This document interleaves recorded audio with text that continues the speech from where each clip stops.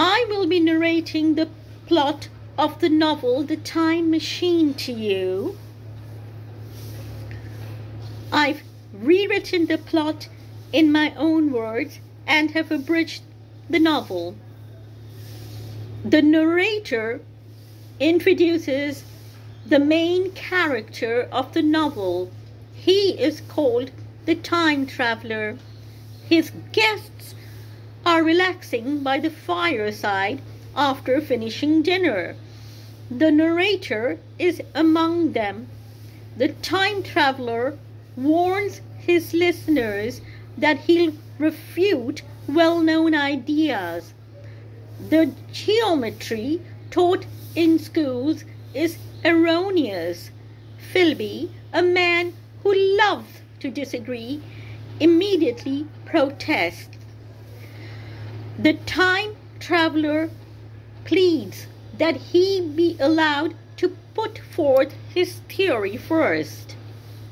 A psychologist expresses keen interest as he starts to explain. This professional studies the human mind, thoughts, and behavior. As per geometry, a cube has 3 measurements: length, breadth, and height. To calculate its volume, we use these proportions.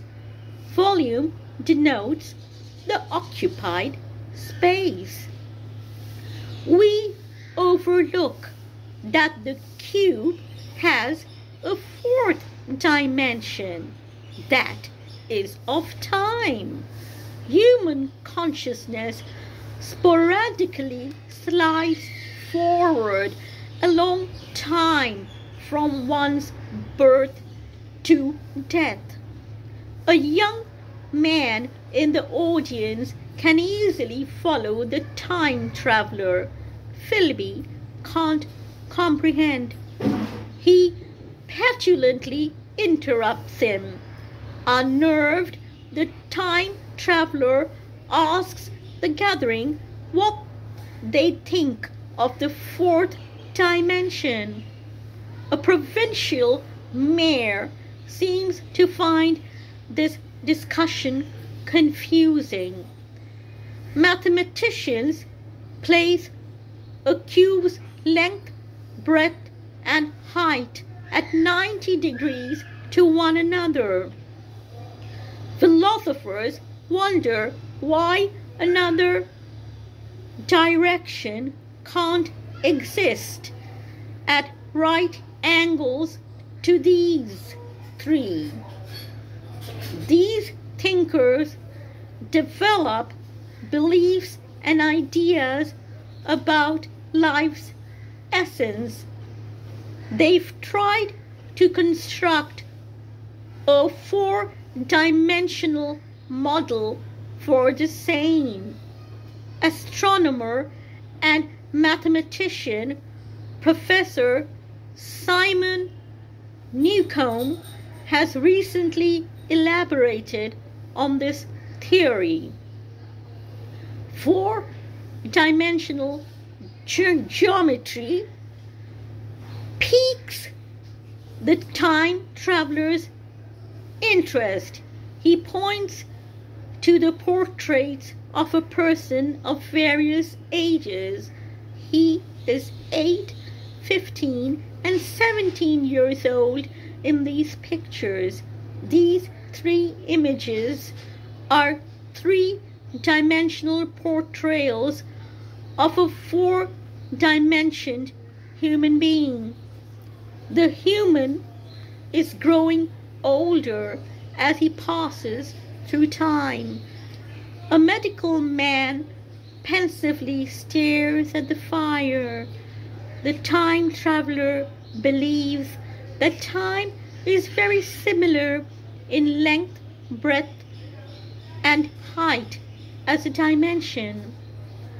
The physician inquires if time is the 4th expansion of space, why can't we move in time?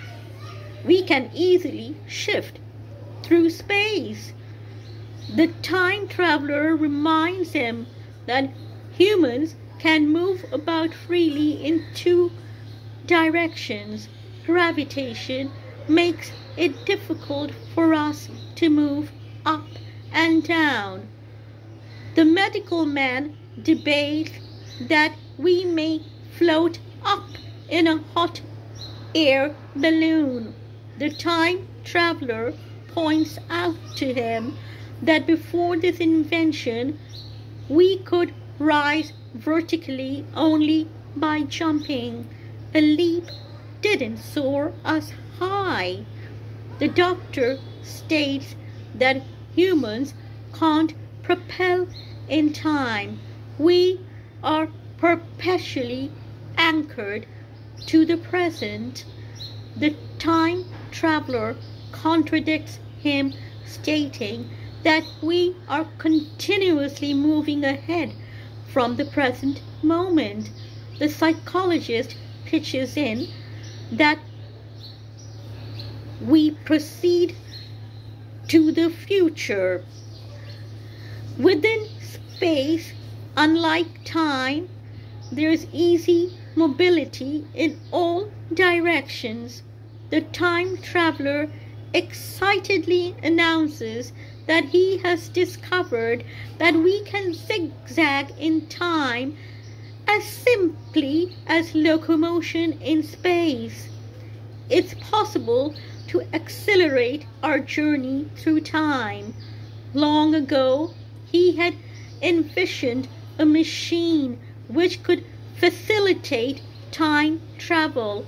With the help of his scientific knowledge, he created it. The young man is thrilled to hear this. The time traveler or scientist adds that this apparatus could whiz you to the future or take you back to the past. The driver of this appliance will control where she or he wants to journey. Filby chuckles. He finds this incredulous. The scientist asserts that he has experimented to confirm this. The psychologist approves of this invention. It will make it possible for historians to voyage to the past to fact-check historical events. The young man will love to tour to ancient Greece. He'll be able to learn Greek from Homer and Plato. Jumping to the future will bring quick monetary gain. One may invest all of one's current money. It will be a stupendous amount when one zooms into the future. The narrator quips that maybe that future will be fully communist. The time traveler goes into his laboratory. Filby presumes that he'll arrange a magic show. The scientist returns holding the glittering object. This thing is made of ivory and crystalline material. It is a miniature time machine, he insists. The room is brightly lit with a fire, 12 candles, and a lamp. It is difficult to conjure a trick in this illumined room. The gadget has 2 levers. Pressing it soars it to the future. The other lever turns it back to the past. The saddle represents the perch of a time traveler. Along with the psychologist, the time traveler pulls a lever. A whiff of wind arises. The lamp flame flickers. One of the candles blows out. The equipment swings around. Within a twinkling of an eye, it disappears.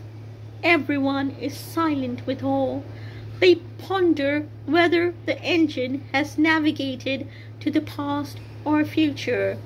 The scientist explains that the device tours time at an unimaginably high speed. We can't see the spokes of a spinning wheel or a flying bullet. That is why the machine wasn't discernible. The time traveler shows them the real machine.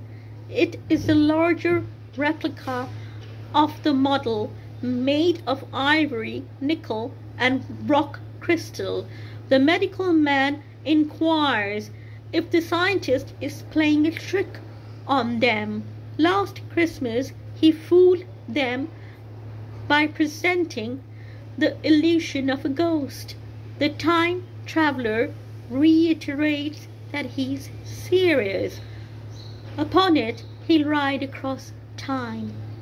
Filby winks as he takes this as hogwash.